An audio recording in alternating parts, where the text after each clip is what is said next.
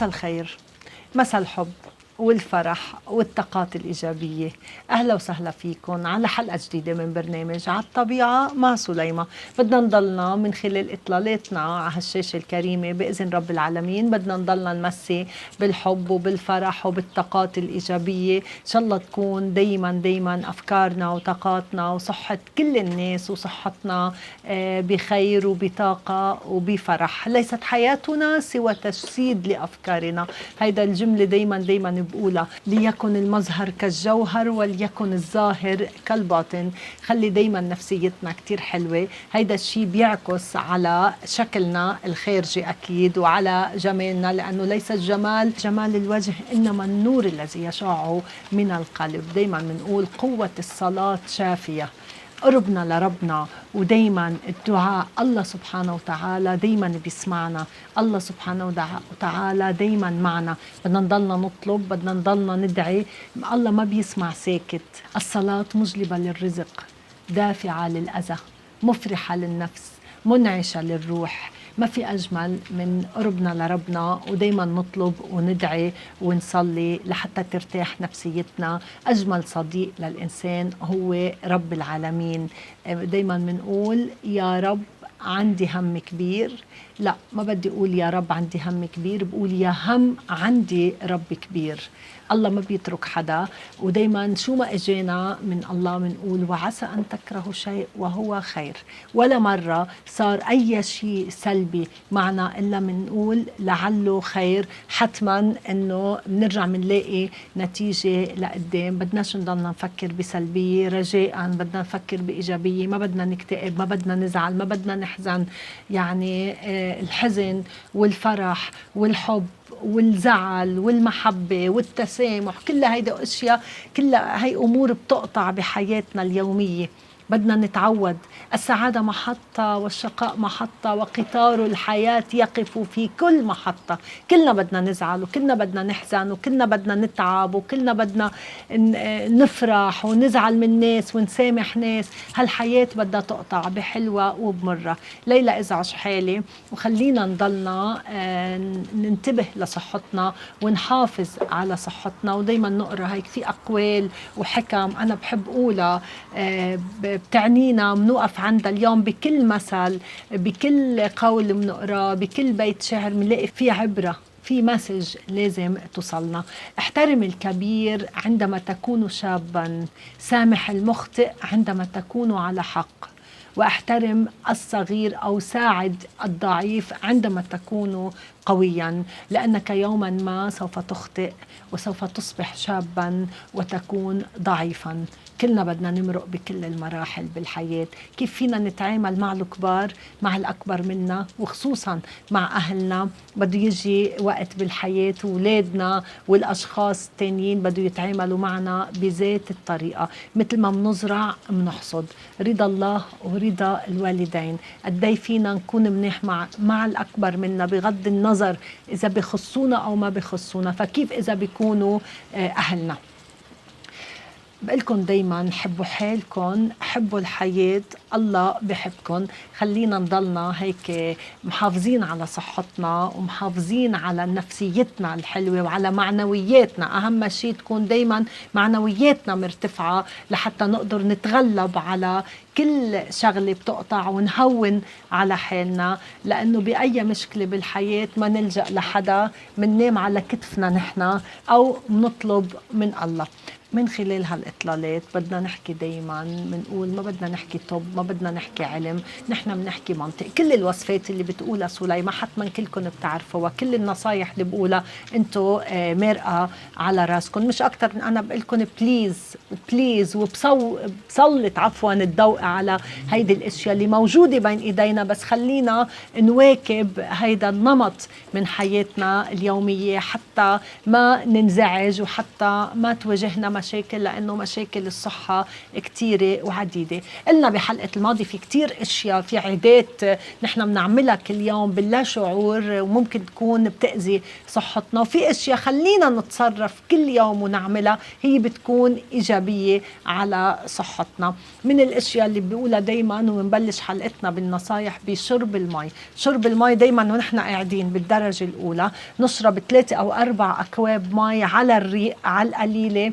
مفروض هو الإنسان على صحة سلامة بين اللتر ونص للترين مي يشرب كل يوم، بس أقلها 3 أو 4 أكواب مي، وتكون مي فاترة، وتكون 3 كوب أو رابع كوب مي فاترة مع عصرة حامض. هيدا كتير منيح. ونترك شوي وقت، نص ساعة 20 دقيقة، قديش معنا وقت لنرجع ناخد القهوة أو الشاي أو أي شيء بدنا نشربه. ودايما نحن بننصح بالكاكاو الأسود، مش بننصح بالكاكاو الأسود لأنه موجود بمنتجات سليمة. الكاكاو الأسود اللي هلأ رح تعرفنا إسراء حرب على هيدا الريبورتاج عن فوائد وأهمية الكاكاو. الكاكاو غني بالمعادن مثل الحديد، المغنيسيوم والكالسيوم، فبيقدم مضادات للالتهابات والحساسية. بالإضافة بيساعد بخفض ضغط الدم وبينظم مستويات السكر بالجسم. فكيف إذا كان مشروب الكاكاو الأسود من منتجات سليمة؟ فهو بيحرق الدهون، بيحارب الاكتئاب والتعب، بيزيد تدفق الدم للدماغ، كما أنه بيساعد على خسارة الوزن، ويعتبر منشط طبيعي للرياضيين. الكاكاو فوائده كتيرة وبيناسب كل الأعمار، فاستفيدوا من الشوكولا السوداء وجربوا مشروب الكاكاو من منتجات سليمة. الكاكاو الأسود للصغار للكبار، إذا كنا بدنا نحرق الدهون، نقص المغنيسيوم، للختيارية، حتى للناس اللي عندهم ضعف بجسمهم، لضعف الذاكرة، للناس اللي عندهم سكري، للرياضيين. الشوكولا السوداء رائعة جدا، إضافة إنها تحرق الدهون. فنصيحة ناس اللي معودة تشرب الكابتشينو والنسكافيه وهيدي القصص، نصيحة إذا منقرأ، ما بدي أقول أنا، إذا نحن منقرأ ومنفوت على جوجل ومنشوف قدي فوائد الكاكاو وقديش الاشياء السلبية اللي بتسببها المشروبات التانية، يا ريت ناخد هيدا الشيء بعين الاعتبار وركزوا على شرب الشوكولا السوداء، سواء بالكاكاو الأسود اللي بمنتج سليمة أو من أي مكان نحن بنقدر نحصل على الكاكاو. بس اللي بيميز هيدا الكاكاو الأسود إنه هو عيار 24 على 22، قليل لنلاقي منه بالسوق. وهيدي العلبة الكاكاو اللي شايفين قدامكم سعرها بس $10، فيها تقريبا قريب النص كيلو، يعني حتى بالسعر يا أقل يا مثل اللي بالسوق. فنصيحة للكل إنه ياخدوا الكاكاو الأسود. بناخد مية الشعير، بننصح بالشعير. الشعير من الأشياء المهمة كتير للجسم، كرمال تنشيط المسالك البولية، لتنظيف الالتهابات من الجسم، لتنشيط الكلاوي، للطاقة، لتنظيف القصبة الهوائية، الناس اللي عندها التهابات، الناس اللي عندها بلغم. إضافة إنه بنشط كتير، وبنحط معه الزنجبيل. وإذا بتلاحظوا المعمرين بالعالم أكترهم من الصين واليابان، بتلاقي اللي عيونهم هيك، يعني الشعب الصين واليابان بشكل عام، لأنه كتير بدخلوا بأكلهم الزنجبيل، لأنه ما بياكلوا كتير اللحومات، وبيركزوا على اللحم البيضاء، وباللحم البيضاء حتى بيركزوا على السمك أكتر من الدجاج كمان. الخضرة ما بيطبخوها كتير، ما بيغلوها على النار. نحن بنحط طنجرة الخضرة على النار، بنضلنا نغلي ونغلي لحتى تقول أمان دخيلكم طفوا الغاز، بتروح كل الفيتامينات اللي موجودة بالخضرة. إذا بتلاحظوا التشاينيز فود كيف بيكون إنه الخضرة بعدها قاسية ومثل ما هي، وحتى على زيت اللون. والمشروب الطاقة عندهم كمان الزنجبيل، القرنفل، بدخلوا الكركم بأكلهم. حتى الشعوب، حتى نحن يعني بالمغرب وبالمحل اللي بياكلوا كتير، وبتونس بياكلوا كتير، بيدخلوا بأكلهم الكركم اللي هو العقد الصفراء. تلاقي ما عندهم أمراض، وخصوصا الكبد، سرطان الكبد ما عندهم قليل. لا كل الناس بتمرض وبتسخن، بس أكيد الغذاء له تأثير. قل ماذا تأكل أقول لك من أنت، مقبرة الإنسان بين فكيه.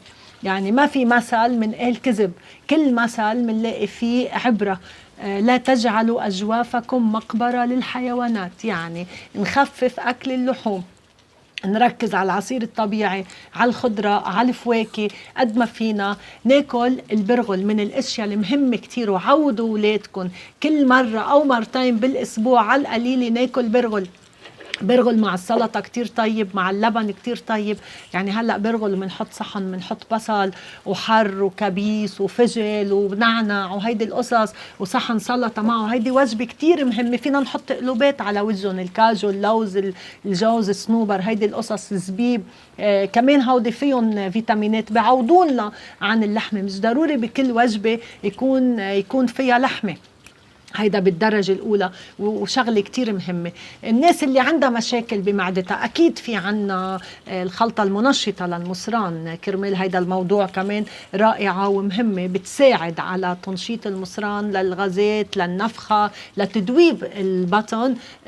كمان في وصفة بدي أقولكم إياها بتقدروا أنتوا تعملوها. إذا نحن منكبس على إيدنا من هاي النقطة هون، إذا منكبس بشكل دائري تقريبا دقيقة أو نص دقيقة، هيدي المنطقة بتنشط الجهاز الهضمي، بتنشط المصران، بتروح الغازات. يعني نعمل هيك لمدة دقيقة، أكيد مثل ما شايفين بالصورة، حتى بالإيدتين، يعني بهيدي الإيد وبهيدي الإيد بنقدر نعمل هيدي الوصفة لتنشيط الجسم بشكل عام. نقدر نضغط على الكف بالنص، على كفنا من النص بنقدر نضغط كمان بهيدا الشكل بشكل دائري تقريبا من النص دقيقة لدقيقة. هيدي الوصفة كمان شايفينها بالصورة، هيدي الوصفة بتساعد على تنشيط الجسم بشكل عام لما نحس حالنا كسلانين. وشرب السوائل دايما، شرب المي وشرب السوائل وشرب الزهورات وشرب العصير. كل ما نشرب مي أكتر كل ما تطلع السموم من جسمنا أكتر. يعني اللي عندهم ضغط، اللي عندهم بعبي جسمهم مي، نقدر ناكل الباذنجان الني كمان للناس اللي عندها ضغط، للناس اللي عندها كوليسترول، للناس اللي عندها دهنيات، للناس اللي بعبي جسمها مي. الباذنجان الني إذا بتلاحظوا قد ايه الباذنجان لما نطبخه بيشرب الزيت والملح. فبناكل كل يوم قطعة باذنجان ني وكتير طيب، بتكون بلا بذر. على فكرة الباذنجان طيب، حتى الباذنجان فيه نيكوتين، يعني بيخفف. إذا استمرينا على طول ناخده، ناس اللي بيشربوا دخان بصير يخففوا إنه يطلبوا يطلع عبالهم إنه يشربوا دخان. يعني بيكونوا اخدين قرار إنه هن يخففوا التدخين. هيدا إنه ناخد الباذنجان وناكل حص ثوم كل يوم، ممكن نبلع حصة ثوم مثل البانادول. كمان بفيد للناس اللي عندها دهنيات وكوليسترول وضغط والى اخره، حتى للسكري، وبينظف الجسم، بينقي الدم، وبنفس الوقت بيطفي لنا رغبتنا وشهوتنا لعملية التدخين.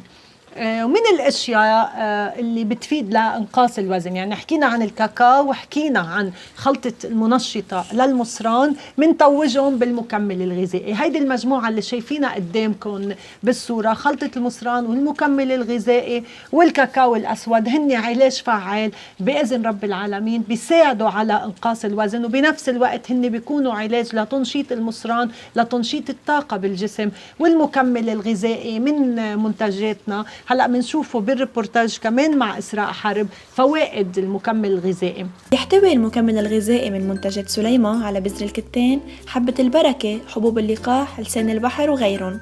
فهو غني بالأوميغا 3 والكالسيوم، بيقوي الذاكرة، بحارب ترقق العظم، كما أنه بيساعد على خسارة الوزن، بخفف الضغط، بخفض مستوى الكوليسترول. ولاحتوائه على الجينيسيج والشرش الزلوع بينشط الجهاز التناسلي عند النساء والرجال، فبيعالج مشاكل البروستات وحتى مشاكل الإنجاب وتكيسات المبيض عند المرأة، بخفف عوارض سن اليأس للسيدات يلي تعدوا سن 50. المكمل الغذائي من منتجات سليمة لشباب يدوم.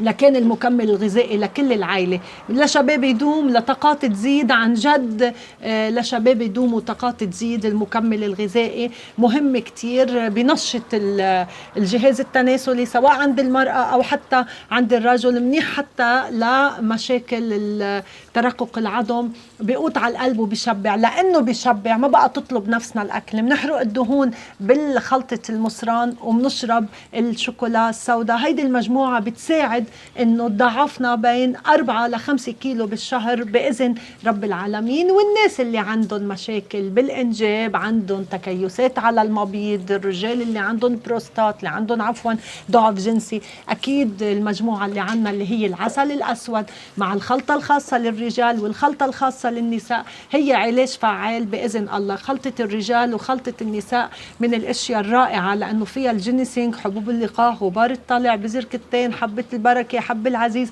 فيها كتير اشياء مفيدة ومهمة إذا الله راد لتنشيط الجهاز التناسلي، وبتحمي حتى الرجل من البروستات. وبنقدر ناخد بذر اللقطين الني لأنه فوائده لا تعد ولا تحصى، وهو فيه كتير أوميجا 3.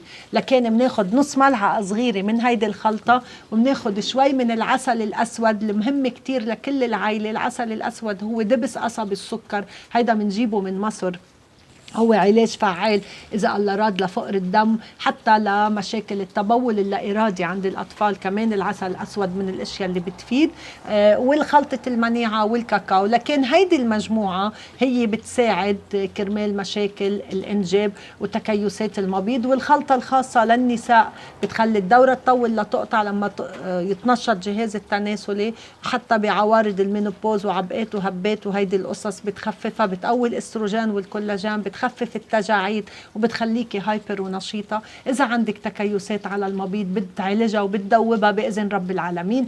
كمان بناخد هيدي المجموعة وبتكفينا أكتر من 2.5 شهر إذا الله راد. بالنسبة للتبول اللا إرادي عند الأطفال في كتير وصفات بنقدر ناخدها، منها وصفة قشر البيض. قشر البيض الني إذا منحمصه أو منحطه شوي بالشمس، شي 10 بيضات مثلا منحطهم بالشمس يعني تنشف القشرة، نطحنها بودرة، وفينا ندوبهم بالكاكاو، نشرب الكاكاو مندوبهم، أو مع الزنجبيل كمان بنقدر ندوبهم ونشربهم.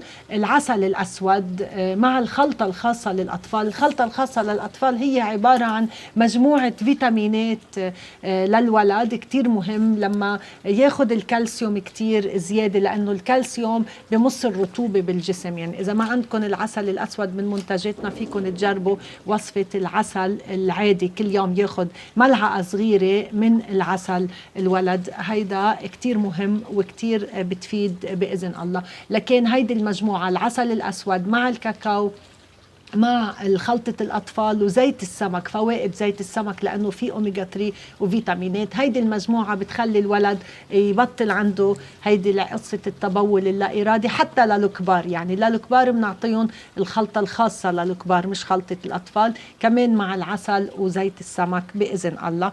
لا نقاء الوجه وجمال البشرة، لشد الوجه، لمنع التجاعيد والترهلات. أكيد الرياضة، دايما بنقول نعمل رياضة بهيدا الشكل، بشكل دائري كل يوم، حتى على العيون، على جناب العيون، تحت العيون، على كل الوجه. هيدا كتير بيساعد بإذن الله. وبمنتجاتنا في عنا مجموعة الماسكات للبشرة، ماسك الوجه، ماسك الأعشاب، وماسك سمخ الشجر، إضافة للماسك الفرس. هيدا الماسكات قبل ما نستخدم الوجه 7 طبقات، بدنا شيء يفوت على جذور البشرة. قبل ما نستخدم الكريمات ضروري نعمل من الماسك اللي بكفينا تقريبا 20 دقيقة بنحط على الوجهنا، ما بدنا أكتر من 20 دقيقة. وفينا نحط قشرة الموز، فينا نحط اللبن مع الخميرة، في كتير أشياء بنقدر نحن نستخدمها بالبيت، ونغسل وجهنا بمية زهورات بمية النخالة. نستخدم الخضرة، يعني سواء البندورة ولا قشر الخيار ولا شقفة البطاطا، كل الخضرة شو ما كنتي عم تعملي بتقدري تحطي على وجهك خضرة، ما بيأثر. هيدي وصفات كتير منيحة وكتير بتفيد، ولو إنها بتضحك ناس كتير، بتكون فقرة ليعبوا برنامجهم كرمال بهيدي الوصفات الطبيعية، لحتى يفكروا إنه يضحكوا الناس، مع إنهم هن هودي الوصفات بيفيدوا. يا ريت اللي عم بيعلقوا على هيدي القصص بيستفيدوا من وصفات سليمة، حتى بيحافظوا على شكلهم وعلى ستايلهم، كمان بيصيروا بجسم رشيق كمان أكتر ما هن بإذن الله. وخلينا نحن نستفيد من هيدي الوصفات أكتر وأكتر. بالنسبة لكريم، مجموعة الكريمات اللي موجودة بمنتجاتنا اللي هو كريم الحماية، كريم الكافيار والكولاجين، حتى كريم الذهب وكريم اللولو. هلأ بنتعرف بهيدا الريبورتاج على كريم اللولو اللي هو رائع جدا للكلف والنمش، وبيفيد بإذن الله إذا استخدمناه مع ماسك سمخ الشجر. يستخدم كريم اللولو من منتجات سليمة ليقضي على الكلف والنمش، ولاحتوائه على فيتامين دي وزيت الحلبة بيمنع ظهور التجاعيد، فبشد البشرة وبنعم الوجه. بننصح باستعمال كريم اللولو من منتجات سليمة كل يوم مساء لنتمتع ببشرة خالية من الشوائب وناعمة مثل الحرير.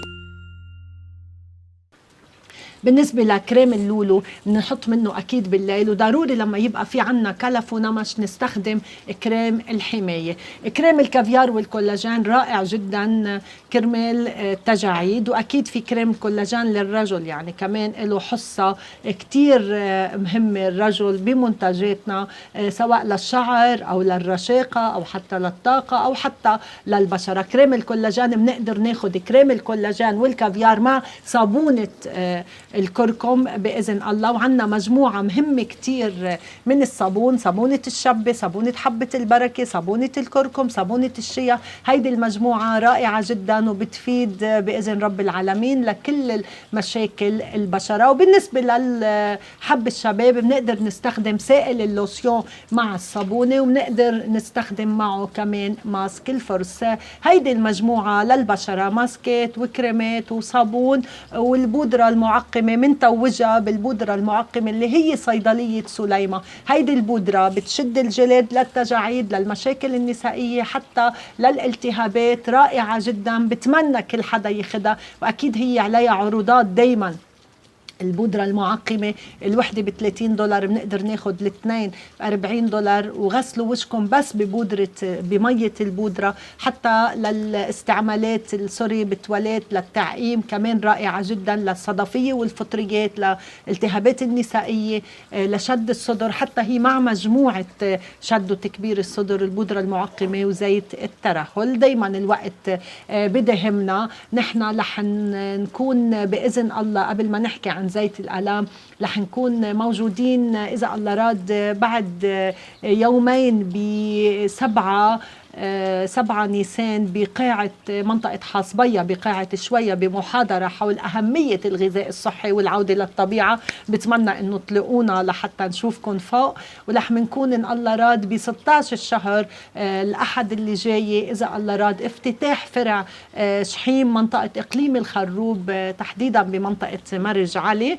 كمان رح كون موجودة من الساعة 10 للساعة 4-5 بعد الظهر إذا الله راد. والأحد اللي بعده ب23 نيسان بإذن رب العالمين كمان رح يكون عنا افتتاح، إن شاء الله يكون افتتاح مبارك لفرع طرابلس بشارع المصارف. كمان رح نكون موجودين بإذن الله الأحد ب23 نيسان. بالنسبة لمشاكل الأوجاع زيت الألام وكريم الألام لوجع الجسم، للتكلس، للديسك، للصداع، للالتهابات، لوجع الرقبة، لالتهابات القصبة الهوائية، حتى لالتهاب الجيوب الأنفية. زيت الألام وكريم الألام من الأشياء الرائعة ومهمة كتير، وكمان بنقدر ندهن منهم. زيت الألام بيحتوي على زيت نعناع، زيت قرفة، زيت قرنفل، زيت كافور، والكريم هو من خلاصة شمع العسل. دايما ما في وقت حتى نقدر نحكي عن كل المنتجات. أكيد لمشاكل الشعر في علاجات رائعة، للصدفية والفطريات، لهر الشعر،